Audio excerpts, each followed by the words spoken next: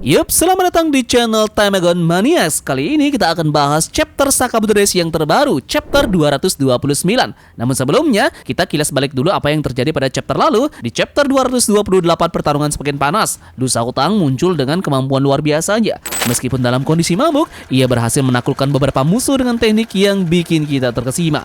Nenek Mia juga menunjukkan kehebatan yang tak terbantahkan, membuktikan bahwa usia sama sekali bukan halangan untuk menjadi ancaman mematikan. Dan di sisi yang lainnya, Heisuke sang sniper tangguh berjuang keras menghadapi musuhnya. Namun di panel terakhir, kita dikejutkan dengan momen epik dramatis yakni Heisuke yang akhirnya kolaps setelah kehabisan tenaga. Ekspresi lemah dan jatuhnya dia menimbulkan pertanyaan besar, akankah dia selamat di chapter berikutnya? Nah, dan dengan semua ketegangan inilah tentunya pada chapter 229 ini akan menghadirkan aksi yang lebih menegangkan, sekaligus jawaban dari kondisi Heisuke dan tentu saja langkah selanjutnya para karakter utama ini. Jadi, mari kita bahas bersama-sama chapter Sakamoto Days terbaru di minggu ini. Sakamoto Days chapter 229 mendapatkan judul Rekor Baru. Chapter ini dibuka dengan memperlihatkan lanjutan cerita yang terjadi pada chapter lalu, di mana kita melihat Heisuke yang kolaps terjatuh dan berlumuran banyak saus merah di depan dari dua musuhnya yakni Kumanomi beserta dengan pria bertopeng. Catatan awal yang kita dapatkan pada chapter kali ini, dia menyerang dengan tekad putus asa tapi kekuatannya habis dan dia pun terjatuh. Kita pun melihat di sini tubuh dari Heisuke yang tergeletak banyak sekali darah yang dilihat langsung oleh dua musuhnya ini. Di sini pun Kumanomi bilang bahwa tubuh dari pria tersebut sudah terluka parah dan akhirnya dia pun tewas. Mereka berdua pun meninggalkan tubuh dari Heisuke yang terluka begitu saja dan mencari mobil untuk mereka tumpangi dan akan segera menuju ke lokasi dari Sakamoto berada. Namun disinilah kita melihat bahwa Heisuke tidak benar-benar tewas, melainkan dia masih sadar dan kali ini dia pun juga masih bisa menyerang kedua musuhnya tersebut secara diam-diam. Namun pria bertopeng ini dengan insting tajamnya pun melihat keadaan ini dan segera untuk menghentikan beberapa peluru yang dilepaskan oleh si penembak jitu ini. Pria bertopeng menggunakan tangan kosongnya dan akhirnya serangan tersebut tidak berhasil untuk melukai mereka berdua. Heisuke pun di sini terlihat bangkit dan bilang bahwa dia tidak akan membiarkan dua orang yang ada di depannya tersebut kabur begitu saja, meninggalkan dan mencari keberadaan dari Sakamoto. Di sini pun kita melihat bahwa peluru dari Heisuke bisa dihentikan oleh tangan kosong si pria bertopeng karena pria tersebut mempunyai tangan besi, alias kulitnya terbentuk dari lapisan besi dan inilah yang menghentikan peluru dari Sakamoto. Si pria bertopeng tersebut pun menjelaskan bahwa dia mendapatkan spesial transplantasi sintetik di bawah kulitnya sendiri. Ini adalah hal yang normal untuk seorang pegulat profesional yang memilikinya. Di sini pun terlihat Heisuke yang makin panik karena rencana yang dia lakukan saat ini masih kurang berhasil juga dan belum bisa untuk menyelesaikan pertarungan melawan kedua orang tersebut. Disinilah terlihat jelas Kumanomi yang benar-benar kesal karena tubuh dari Heisuke bangkit kembali dan si wanita jalang ini pun melancarkan aksinya dengan menyerap sebuah tower baliho yang sekarang berada di dekatnya dan tentu saja benda tersebut ia bawa menuju ke tubuh lemah dari Heisuke. Beruntung saja di sini Heisuke bisa untuk mengantisipasi serangan mendadak tersebut. Namun, tidak sampai di situ saja. Kita pun melihat bagaimana serangan kembali dilanjutkan dengan pria bertopeng ini yang mencoba untuk mengambil mobil yang sedang melaju, kemudian mengangkatnya dan sangat amat keras menghantamkan mobil yang masih berjalan tersebut ke arah dari Heisuke.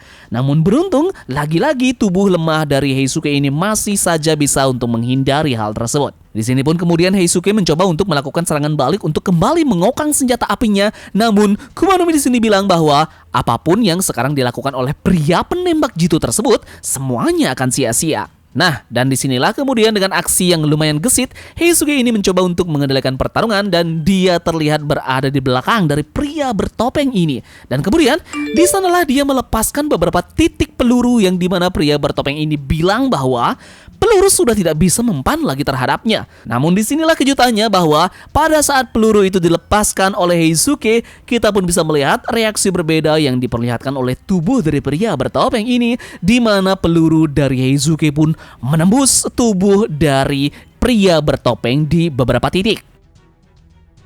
Tentu saja di sini pria bertopeng tidak bisa memprediksikan hal ini dan dia benar-benar kebingungan kenapa tubuh tubuhnya yang sudah diselimuti oleh implan kulit baja bisa tertembus oleh peluru tersebut dan bertanya-tanya tentang peluru apa yang sebenarnya dipakai oleh si penembak jitu ini. Heisuke pun bilang bahwa pelurunya itu adalah peluru yang normal. Penembak jitu ini pun hanya menambahkan beberapa fragmen baja ke peluru yang ia tembakkan tersebut. Nah, disinilah pria bertopeng ini kemudian mengerti tentang apa yang terjadi, bahwa Heisuke ini telah menggunakan kemampuan magnet dari Kumanumi untuk memperkuat kemampuan dari menembaknya. Disinilah Heisuke mau bilang terang-terangan bahwa dia sudah menunggu momen ini dari pertama kali mereka bertemu untuk melakukannya, dan dia terus menunggu saat yang paling tepat untuk menyerang tuan pria bertopeng tersebut saat dia bergerak. Tentu saja, partner dari pria bertopeng yakni Kumanomi benar-benar jengkel atas apa yang sudah coba dilakukan oleh Heisuke ini dengan memanfaatkan kemampuan dari magnet Kumanomi sendiri untuk melukai temannya. Nah, dan disinilah kita melihat serangan fisik yakni sebuah tendangan yang dialamatkan ke tubuh lemah dari Heisuke yang terlihat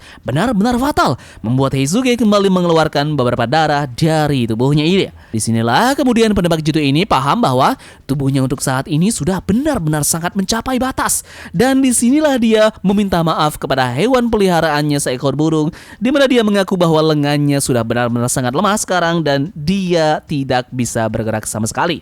Kemudian di sini pun kita melihat burung dari Heisuke ini pun membawakan senapan miliknya dan seperti memberi kode bahwa Heisuke ini dengan cepat harus menembak Kumanomi sekarang juga. Namun menariknya bukan Kumanomi yang harus ditembak oleh Heisuke ini, melainkan Heisuke melihat dalam skop miliknya terlihat dari kejauhan Lu yang sudah ditodongkan senjata api oleh si polisi penjahat. Sontak ini sedikit membuat Heisuke kaget mengapa temannya sekarang terdesak seperti itu.